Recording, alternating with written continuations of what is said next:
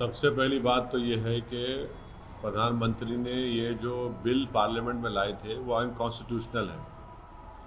दूसरा ये है कि प्रधानमंत्री ये भूल रहे हैं कि उन्हीं के बरसों पुरानी उनके एक साथी शिरोमणि अकाली दल उनका साथ छोड़कर चले गए इसी बिल की बुनियाद के ऊपर, किसानों के इस मसले के ऊपर। तीसरा ये है कि जेडीयू जिसके साथ बीजेपी इलेक्शन लड़ रही है बिहार में, वो भी इस पर अपनी नाखुशी का इजहार किया।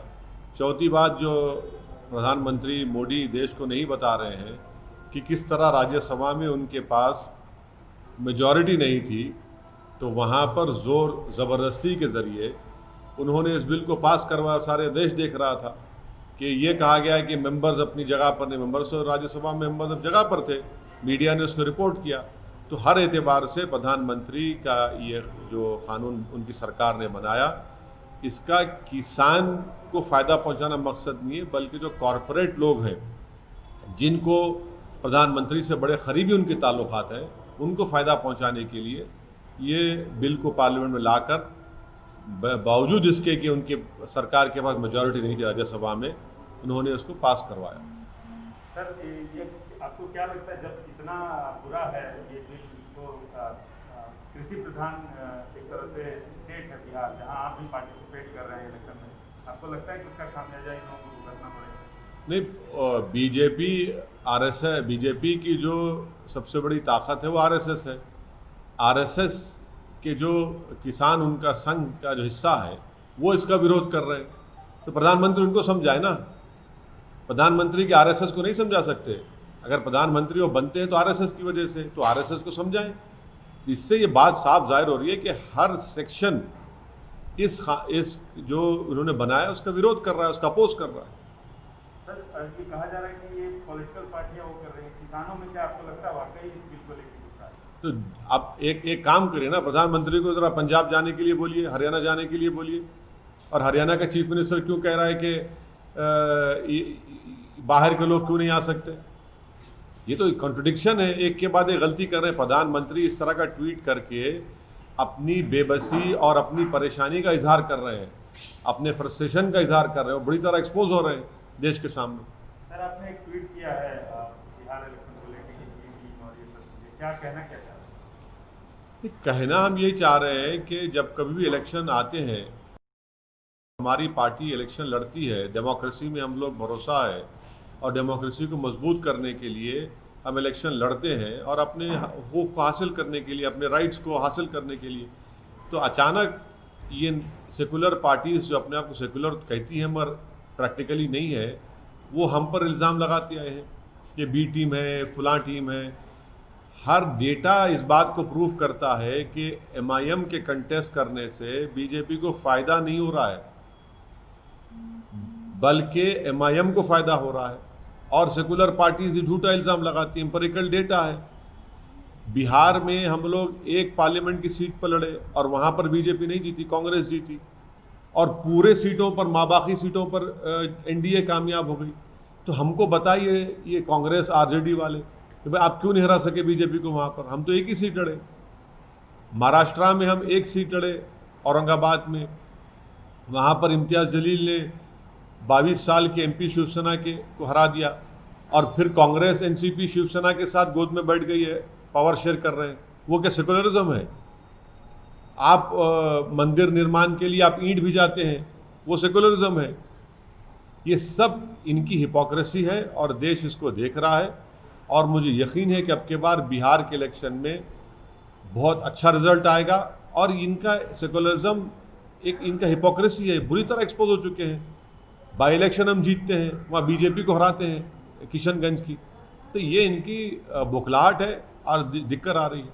ने तो एक बिहार के एक बहुत बड़े लीडर के साथ, उनकी पार्टी के साथ हमने गठबंधन किया है, यूनाइटेड डेमोक्रेटिक सेकुलर अलायंस। हमने देवेंद्र प्रसाद यादव साहब हमारे कन्वीनर हैं। ये वो आदमी है जो कर्पूरी ठाकुर के लिए अपनी सीट छोड़ दिया था, 5 टर्म का एमपी है। हम उनके साथ चलिए, आज आप हमसे करिए। आप तो हमसे बात करने को तैयार नहीं है, मगर हम देवेंद्र प्रसाद यादव साहब के साथ अलायंस किए हैं और हमको पूरा यकीन है कि बिहार की जनता हमको अपनी मोहब्बत से और अपने भरोसे से नवाजेगी और आप देखते रहेंगे कि हम कैसे आगे बढ़ेंगे।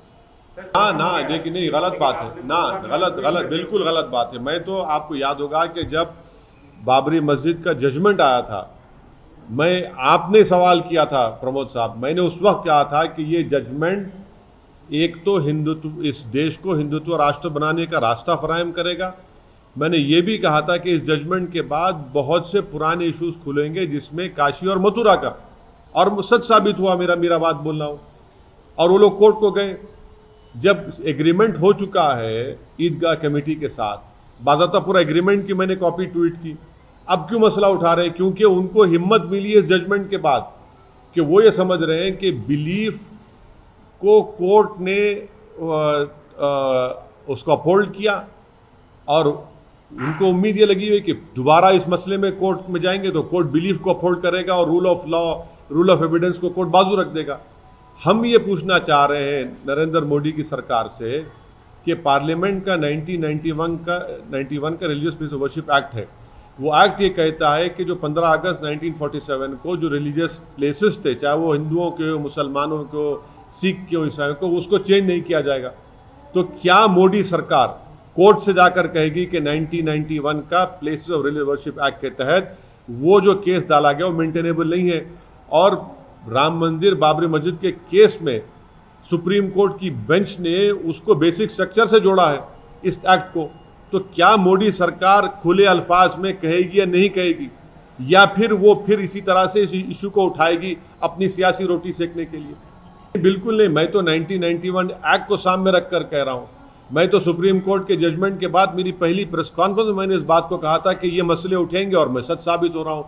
अब देखना यह है कि मोदी सरकार उस पार्लियामेंट के कानून का लिहाज रखते हुए उसको अमल करेगी, या फिर अपने सियासी फायदे के लिए इस तरह से ये आरएसएस के ऑर्गेनाइजेशंस को प्रमोट करते रहेगी, ताकि देश दोबारा वो जो टर्मोइल से गुजरा है 89 से 80 से लेकर 1992, उसके बाद क्या उसको दोबारा झोंकना चाहेंगे उस आग में? ये तो मोदी सरकार को बताना पड़ेगा।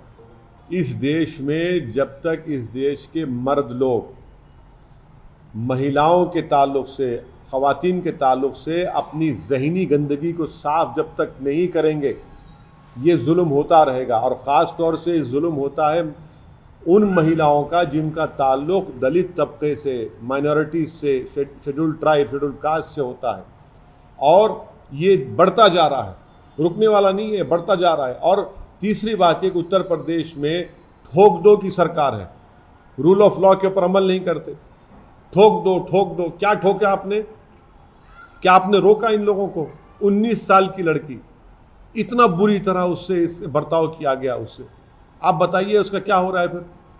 आप बताइए, उसका रेप हुआ, उस बच्ची के स्पाइनल कॉर्ड तोड़ा गया, जबान को काटा गया। क्या कर रही है उत्तर प्रदेश सरकार? ठोक दो बोलेगी। ठोक दो से नहीं होता है, आपको इन्वेस्टिगेशन सही करना पड़ेगा, आपको रोकना पड़ेगा इन ऑफेंसेस से पहले। आपकी पुलिस को तो आपने छूट दे दिया है कि गोली मार दो। अरे गोली मारने से होता है? इसके लिए बहुत ज़रूरी है कि कानून का डर ऐसे शैतानों के दिलो दिमाग पर पैदा होना ज़रूरी है।